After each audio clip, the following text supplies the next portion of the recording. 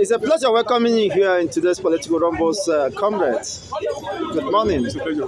Yes, today marks the 100 days of Tinubu's administration.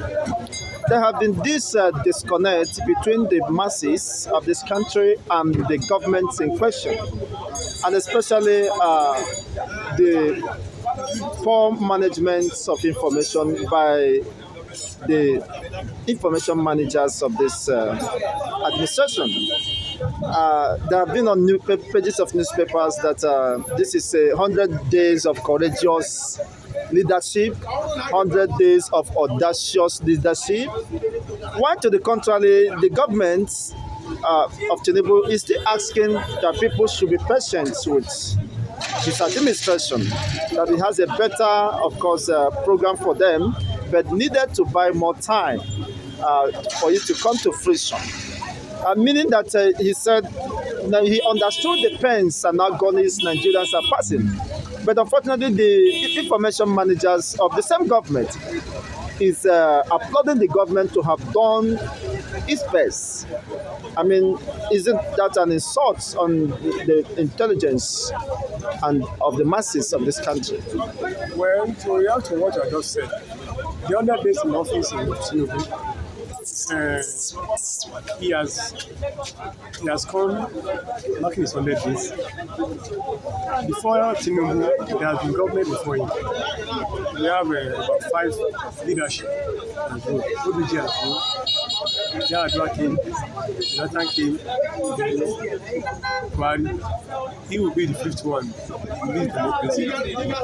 To be frank with you, the journey has not been rosy for the foundation for him as a leader to paddle the canoe of Nigeria is an Hercules task. I would plan to say. For the government of the day to be more sensitive to the plight of the masses. The masses they are crying foul. Why? They are now the one receiving the receiving end of subsidy removal. At the end of the masses. It's supposed not to be so. The government should have a what we call a soft landing program, solid plan and agenda before the removal of subsidy. But subsidy has been removed, say no going back. But there should be a holistic and drastic approach to softening the effect of that removal. That is what's causing the strike now. Then back to those people working with Tinubu. You and I know, if I employ you, who will you be loyal to? You'll be loyal to your employee. Are you getting me now? Exactly. But Tinubu himself has a plan, so to say, for Nigeria. Are you getting it now? But the people working with him, are they in the same page with him? That is the question Nigeria should ask. Both the ministers, the service chiefs, the Minister of Information, Communication. Yes, but they should go deep and know what the people are passing through. Are you getting my point now? They should go deep and know what the masses are passing through. Is that they don't know what Nigerians are passing through, or they sort to propagandists as a way of protecting their own job? What I said, if you get me clear, is that there should be just like a motto. If you have a motto now, move it, and you have a borehole, you have a potholes before you. Any motor that does not have a shock absorber, Exactly. When they hit that potholes, the way the motor will land, the motor might even collapse totally. Are you getting that? And it will land at the mechanic workshop. But any motor that have a shock absorber will still maintain its stand. That's where I'm going. There should be a shock absorber for Nigerians, because the potholes was not created by Nigerians. It was created by the poor leadership of the past leaders. Their poor leadership. I repeat. So if Tinubu now come and say they want to to build on that, rugged foundation that has been laid for him. What he said is right. They need time to do it. But those things, those people those think tanks that you will get, all the ministers, the federal advisors, the service chiefs, and those co-workers that work with him, they must be taken in line with the agenda that he has. Yes, he might have a very laudable program for the nations, but another thing is how was he able to communicate effectively to the people to buy into those programs? Because people might be skeptic that this is a mere rhetorics. It has been the experience or the way the politicians does their things. And how can he secure the trust of the people over whatever he think he has for program for them? Thank you. The program that the government, the main purpose of government, of any government in of the nation, is security and welfare. Are you getting me now? That's summary of their program. Being agriculture, being health, being mines, being infrastructure development, all those stuff are combined into summary. That is welfare and security. The first thing is security. They must make sure any nation that want to move faster and meet the Western world, are you getting it now, and compete with those advanced global nations must be solid on security and welfare. Let me talk of security first. Security and welfare of the Nigerians is very paramount. Mind you, all these insurgency, kidnappings, all these kidnappings and social violence, and those vices have been there before Tinubu, mind you. But when he comes, he must have an holistic approach in tackling this menace. Are you following me now? He must have a solid plan. That's why he must be meeting with those service chiefs, on a regular basis. Any one of them found wanting must be kicked out. Then get another person. Get a technocrat that will work with him. People with experience, not half experience. People that have the integrity, they have the onions, that are well cooked in their field of work to be put there. And he must consult those past technocrats also. Like Gozi Wela, Adesina and Co. So that they can fix the nation. But from the kitchen cabinet of the president, there are people that we assign on some positions or ministerial portfolios that are not well grounded in such. For instance, the minister of solid minerals is a journalist, a renowned journalist. So he has no, basic knowledge about minerals exploitation and all that. So how could he deliver in such office, in such a sector, while not having any background to that? Isn't that a total building, of course, a total failure? Well, preparing to fail instead. The portfolio of ministerial appointment by Tinubu. Okay, the portfolio of ministerial appointment by Tinubu, to his best ability and to his knowledge, he believes for now they are one of the best hands that he can use. One of the best, and not the best, they are one of the best hands that he can use for now. Okay, it was not based on political compensations. No, I'm not saying that. I'm getting it now. But he must get some people to manage the affairs of this ministry for him now. He cannot be the president at the same time be managing the ministry.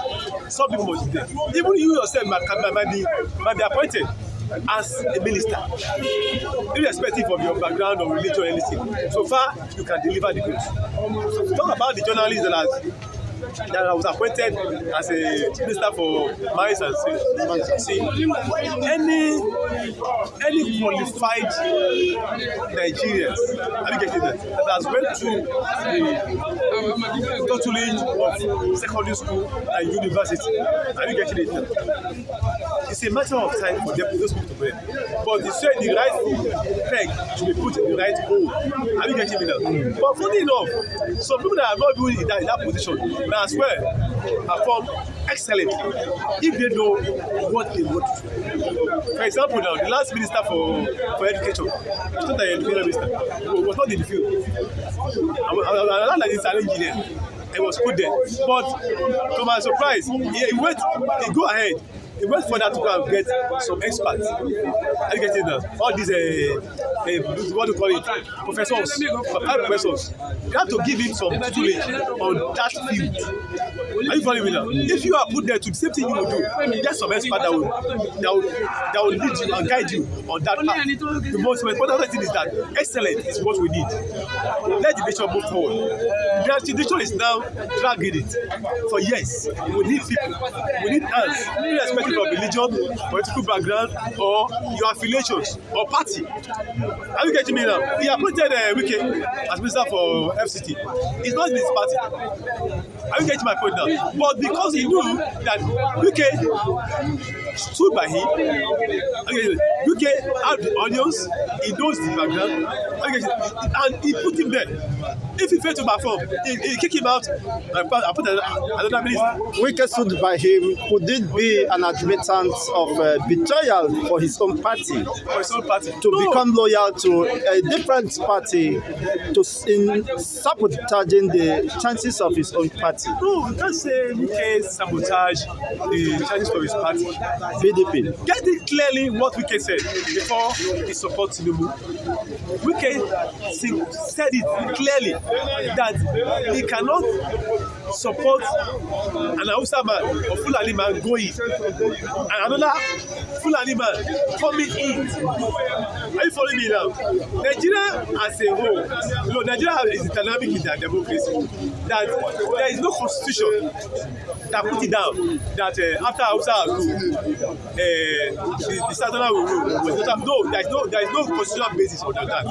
It's very clear. Which article has made it clear to Nigeria? That was why he vouched for the presidency. But we can let it know that Nigeria as a democratic nation has their own way. Through that the discretion, they believe that if they can put it north and south, everything will balance. That was what Wike stood by. That north has done their own, then it's time for the south. Okay, it's not because he lost to grab the ticket, presidential ticket. The chance to rule Nigeria. That means the Northerners will rule for 16 years. That's what he stood by. Okay, away from that, today is the final, of course, hearing when the tribunal judges will pronounce their judgment. What are your expectations? The judges know what I cannot say them so. Are you getting my point now? But our expectation of Nigeria is that we need a nation that is proactive in leadership. We need leaders that have focus. Leaders that know where they are going and they will lead the people to their Kenyan land. Kenyan city, that's what we need. We don't need a myopic leader. We need a courageous leader. We need a well master plan leader that will take us to the journey that's ahead of us. That won't be given excuses, of course, for failure. But there is need for patience, as you said. I think it's because a journey of 100 days now, it has not been rosy. The thing has been messed up for years. So when he come in, I think it leads to review.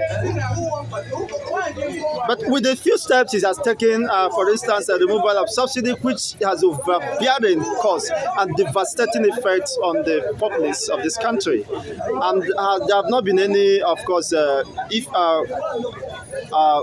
efforts to cushion the effects of this, only based on promises that you should have patience and patience while people are dying. So that would have been more proactive steps. And the approach to that.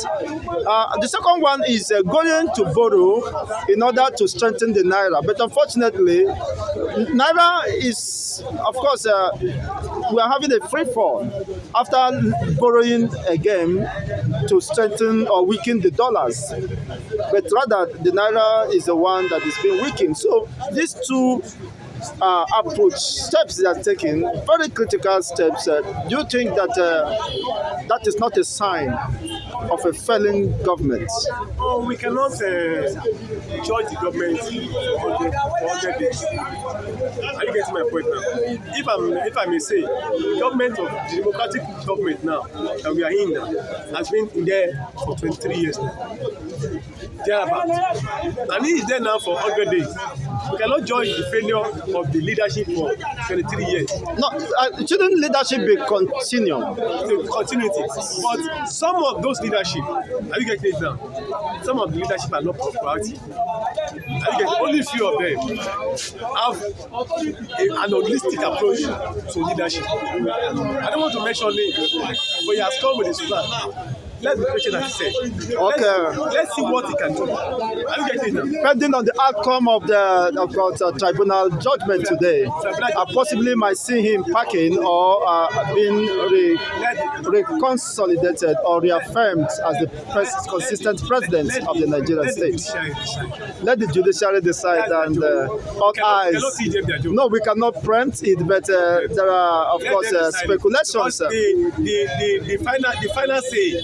The final note, the final pronouncement is from the judiciary. Yes. Right now we have three arms of government: the legislative, the executive, and the judiciary. The legislative has done their own, that's the National Assembly. The executives, which is the presidency and their own co-host. Now the judiciary is their turn. It is their turn. It's their turn. So the judgment of today will decide the future of Nigeria. Wow, that is fantastic. I love that submission. Thank you, comrade. It's been an exciting moment having you. Thank you for these wonderful submissions and your time. God bless you.